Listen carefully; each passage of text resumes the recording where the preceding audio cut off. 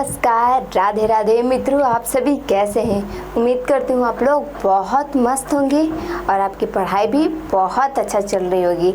तो आइए बाबू, हम दूसरे पार्ट को देखते हैं। स्वामी दयानंद के बारे में हम लोग ने पढ़ा था पिछले लेक्चर में। अब उसके अगला भाग पढ़ते हैं। जैसे कि हमने आपको पहले बताया था, कौन सा, पहले लेक्चर में स्वामी दयानंद के बारे में पढ़ रहे थे। ये आपके चैप्टर में दिया गया, ठीक है। हमने आपको इनका परिचय बता दिया था और इनकी जो यहाँ से लेकर यहाँ यानी दीक्षिताह है ना। फर्स्ट देखिए, यहाँ पर आपका लिखा गया है मध्य कालम, यहाँ पर लिखा गया है मध्य कालम, ठीक है। यहाँ से लेकर दीक्षिताह तक आपको हमने हिंदी में कन्वर्ट करके बता दिए थे, है ना। अब आज हम चलिए उसके अगला जो अगला लेख है पैराग्राफ का, हम लोग आज पढ़ते हैं। तो आइए, आपका ये कौन सा लेक्चर है बाबू? ये है लेक्चर दूसरा। चलिए अब हम चलते हैं अगले हमने देखे थे कि क्या देखे थे बाबू? देखिए यहाँ पर हम लोग पढ़ेंगे कि दूसरे स्लाइड में क्या लिखा गया है। हमने फर्स्ट लेक्चर में देखे थे कि स्वामी जो दयानंद जी है किस प्रकार समाज में परिवर्तन क्रांतिकारी रूप से उसको पूर्ण रूप से बदलने की कोशिश की है। जैसे कि हम जानते हैं कि स्वामी दयानंद जी है वो आर्य समाज के संस्थापक भी माने जाते हैं। उन्होंने बहुत ऐसी कार्य की है जो कि इतिहास में के साथ साथ संस्कृत का जो बुक्स है उसमें उनका विवरण मिलता है। हाँ, यदि कोई व्यक्ति महान बन जाता है, महान कार्य करता है, तो उनका इतिहास में नाम लिखा यानी दर्ज हो जाता है। जैसे कि भीमराव अंबेडकर को देखिए, कितने महान क्रांति के कार्य थे। उनके अनुसार बनाए गए संविधान भी आज उसके संविधान के अनुसार ही हम लोग क्या करते हैं, आगे बढ़ते हैं। आगे बढ़ने का मतलब ये है कि उस जो संविधान में लिखा गया है उसको फॉलो करके हम लोग चलते हैं। तो कुछ ऐसे ही स्वामी दयानंद जी है जो कि अपने युग में बहुत ही प्रशंसनीय हुए और बहुत समाज में कुरीतियों को मिटाने की कोशिश की। आइए हम अगले देखते हैं। अब ये पैराग्राफ जो है 2 है, पैराग्राफ नंबर 2 है। तो यहाँ से हम लोग स्टार्ट करते हैं। देखिए कुछ इसमें हमने आपके लिए, खास आपके लिए कुछ इमेज डाल दिए हैं ताकि आप लोग के दिमाग में परफेक्ट रूप से बैठ जाए। देखिए यहाँ पर बाबू कह रहा है स्त्री शिक्षायाम, क्या बोल रहा है? एक स्त्री शिक्षायाम विधवा विवाहस्य ... यानी यहाँ पर और भी सेंटेंस लिखे गए हैं संस्कृत में, ठीक है। अब देखिए सदा स्मरणीय मस्ती, ठीक है। कह रहा है कि क्या, अच्छा चलते हैं इसका हिंदी, इसका अर्थ क्या दे रहा है। देखिए, इन्होंने अनेक समाज सुधारकों के साथ स्त्री शिक्षा विधवा विवाह का समर्थन किया।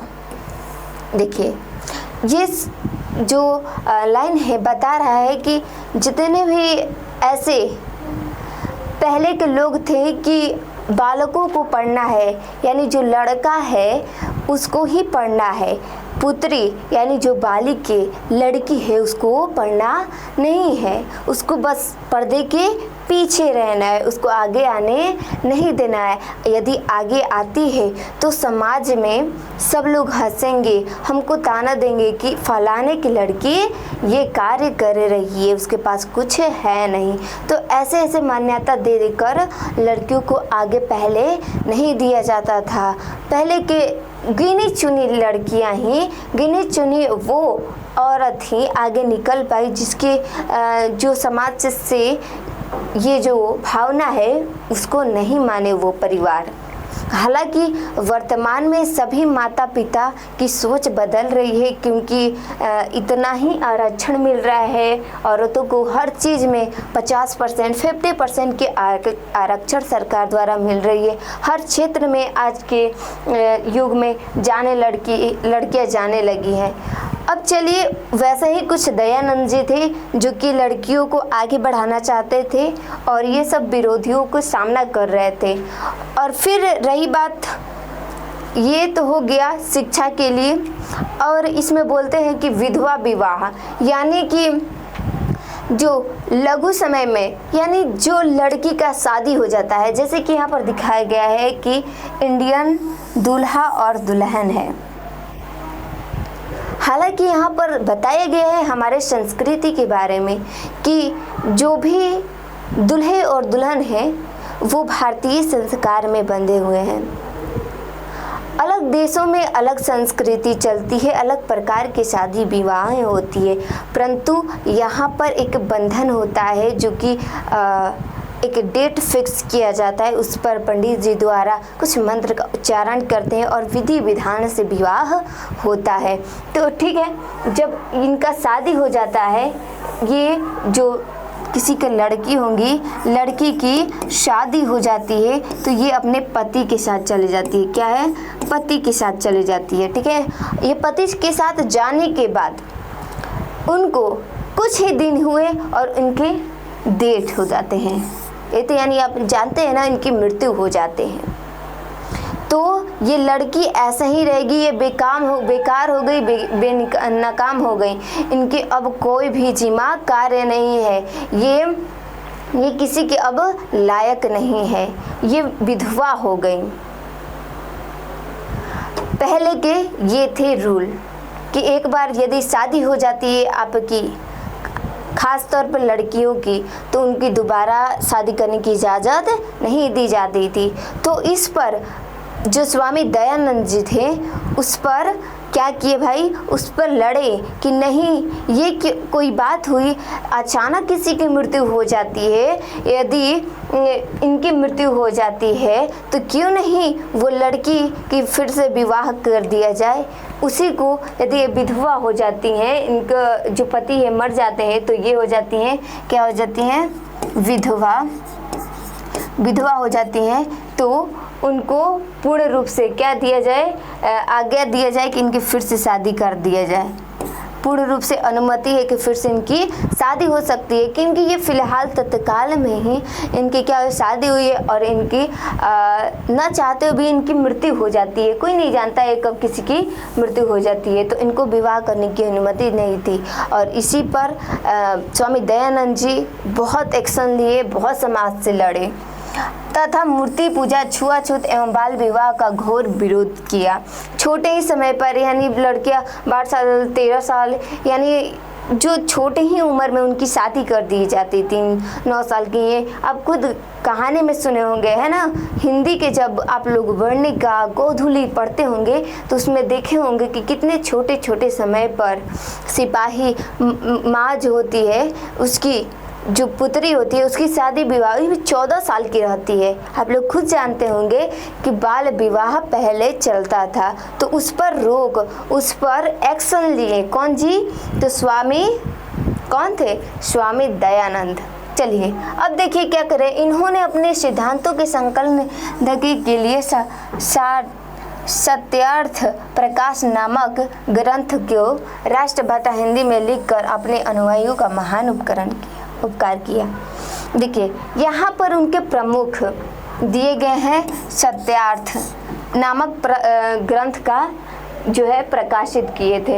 आप यहाँ पर अंडरलाइन कीजिएगा या फिर आप लोग इसको नोट कर लीजिए, क्योंकि आप जब पढ़ने बैठते हैं तो अपने कॉपी और कलम लेकर बैठिए। यहाँ पर ये है सत्यार्थ, ये सबसे मेन और VBI टॉपिक है। यहाँ पर आप लोग बल देने की ज़रूरत है, क्योंकि यहाँ पर बल देंगे तो ही बोर्ड एग्ज़ाम में अच्छा फल पाइएगा। ठीक है, अब चलिए हम लोग चलते हैं अगले स्लाइड पे। ये है बालिकी, जो कि हमने बताया था कि किस प्रकार स्वामी दयानंद जी एक्शन लेते हैं और लड़कियों को पढ़ने के लिए आगे करते हैं, उनको भी शिक्षित किया जाए। क्यों वो पर्दे के पीछे रहेंगी? क्या उनकी खुद की ज़िंदगी नहीं है कि वो कुछ अच्छा कर दे, अच्छा बड़े पद पे जाए? अब तो देखते हैं ना बिहार बोर्ड में कितनी लड़कियाँ आगे जा रही है।